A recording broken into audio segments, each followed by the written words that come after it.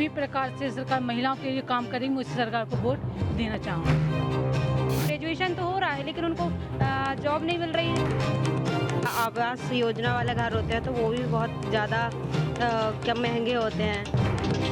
युवाओं को और लाभ होना चाहिए क्योंकि युवा ही ऐसे हैं जो वोट परसेंटेज को बढ़ाते हैं। गांव में सड़कें नहीं हैं, हॉस्पिटल वगैरह भी नहीं है। हॉस्पिटल है तो डॉक्टर्स नहीं हैं।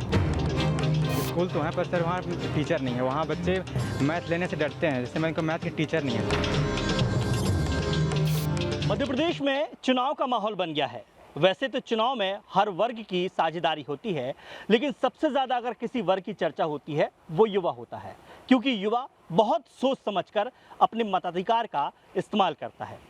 अब अगर हम आंकड़ों की बात करें तो जबलपुर जिले में ही इस बार 52,000 से ज़्यादा नए युवा वोटर जुड़े हैं, यानी कि ये 52,000 जो मतदाता हैं ये जबलपुर के राजनीतिक लोगों का भविष्य तय करेंगे।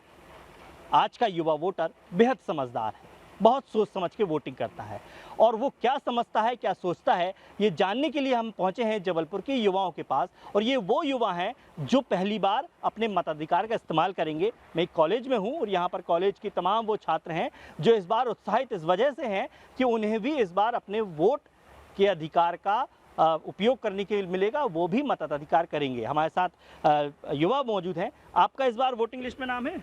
जी, इस बार मेरा वोटिंग लिस्ट में नाम है। फर्स्ट बार जाऊंगी वोटिंग देने और बहुत उत्साहित भी हूँ मैं। तो मैं चाहूँगी सरकार से ये भाजपा बने या कांग्रेस बने, मैं ही चाहूँगी कि सरकार क्या कर रही महिलाओं के लिए, जो आज अत्याचार बढ़ रहा है या जिस भी प्रकार से सरकार महिलाओं के लिए काम करेंगी, उस सरकार को वोट देना चाहूँगी। बाकी लोगों को भी जागरूक करोगे आप वोटिंग करने के लिए? जी हाँ, वाकई करूँगी। बिल्कुल। तो देखिए और भी युवा हैं हमारे साथ। आपका भी नाम है इस बार वोटिंग में? जी, हमारा भी नाम है वोटिंग लिस्ट में इस बार पहली बार। तो हम भी बहुत उत्साहित हैं कि वोट इस बार हम पहली बार वोट देने जाएंगे। और हम जब वोट देने जाते हैं तो हमारे मन में ये जिज्ञासा आता है कि हम वोट आखिर में दें तो दें किसको, कांग्रेस को दें या बीजेपी को दें। तो हमको मतलब उसी को वोट देना चाहिए जो हमारे मतलब कि जीवन के लिए, भविष्य के लिए कुछ अच्छा कर सकें, हमारे जो व्यवस्थाएं हैं वो कर सकें, उनको ही वोट देना चाहिए। बिल्कुल, बहुत बढ़िया सोच है। ऐसे लोगों को वोट करो, ऐसे अपने प्रत्याशी को वोट करो जो आपके लिए सोचे, आपके भविष्य के लिए सोचे, आपके वर्तमान के लिए सोचे। क्योंकि वोटिंग की बात हम लगातार कर रहे हैं, तो आप भी उत्साहित हैं वोटिंग के लिए? यस सर, मैं इस बार मेरा 18 हो रहा है फिक्स, तो मैं भी वोट देने के लिए बहुत उत्सुक हूँ। और मैं सरकार से यही कहना चाहूँगी कि जो कॉलेज स्टूडेंट है उनके लिए मतलब बहुत ज़्यादा वो हो रहा है। जो ग्रेजुएशन तो हो रहा है लेकिन उनको जॉब नहीं मिल रही है, सरकारी जॉब नहीं मिल रही है और वो लोग ना प्राइवेट में कर रहे हैं ना सरकारी मिल रही है। और मैं यही कहना चाहूँगी कि सरकार से कि उनके लिए कोई अच्छी व्यवस्था की अच्छा, जाए। वोट डालने जाओगे तब आपके मन में क्या रहेगा कि क्या करना चाहिए जो सरकार बने भविष्य में?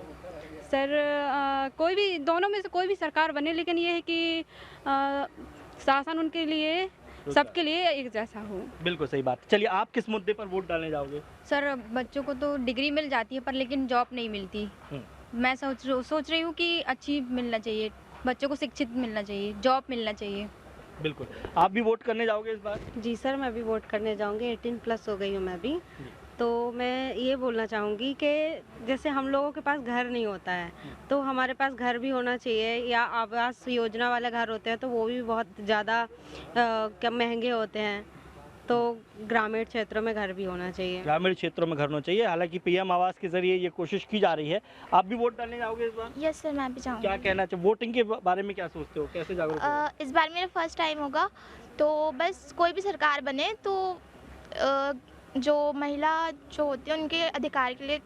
बिल्कुल। चलिए, एक एक सवाल सबसे, क्या सोच के जाओगे वोट डालने के लिए, क्या मुद्दे होने चाहिए? ये मेरा फर्स्ट टाइम है और मैं बहुत खुश हूँ कि मैं वोट डालने जाऊँगी।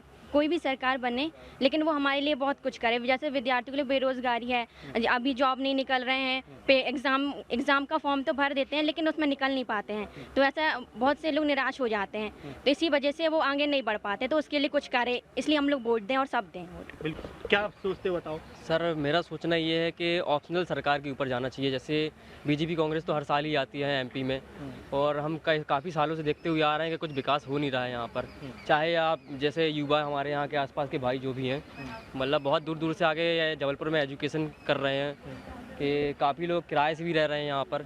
उनके लिए मतलब थोड़ा होना चाहिए कि छात्रावास, सरकारी छात्रावासों में इजाफा होना चाहिए, जिससे वो यहाँ पे सरकारी छात्रावासों में रह सकें।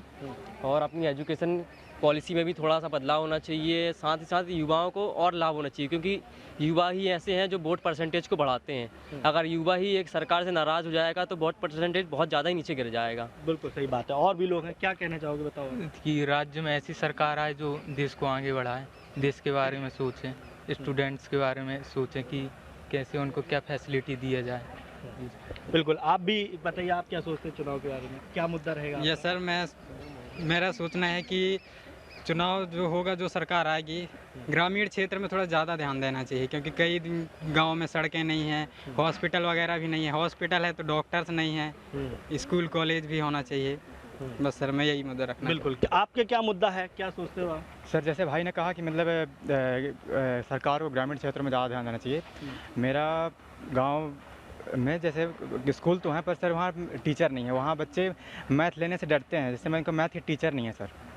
वहाँ तो मैं चाहूँगा कि सर ग्रामीण क्षेत्र में सरकार ज़्यादा ध्यान दे सर। बिल्कुल, और भी बच्चे हैं हमारे साथ, और आप लोग आगे आओ। कहाँ से आए हो आप, किस गांव के रहने वाले हो? जी, मैं मंडला जिले से हूँ। क्या स्थिति है वहाँ की? ठीक है सर, लेकिन गांव में ये स्थिति है कि उप स्वास्थ्य केंद्र है, पर ये नर्स वर्स नहीं है, डॉक्टर ये कुछ तो शिक्षा, चिकित्सा एक बड़ा मुद्दा है आपके हाँ, चुनाव। चिकित्सा।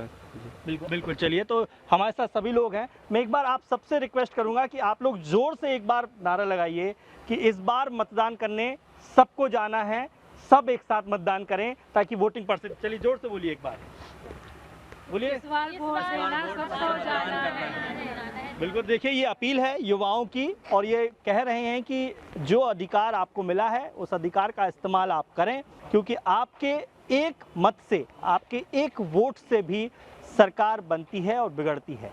सरकार बनाने के लिए, मजबूत सरकार बनाने के लिए हर व्यक्ति को जो मताधिकार का इस्तेमाल कर सकता है उसे करना चाहिए। Durgesh Kumar, news state, Jabalpur.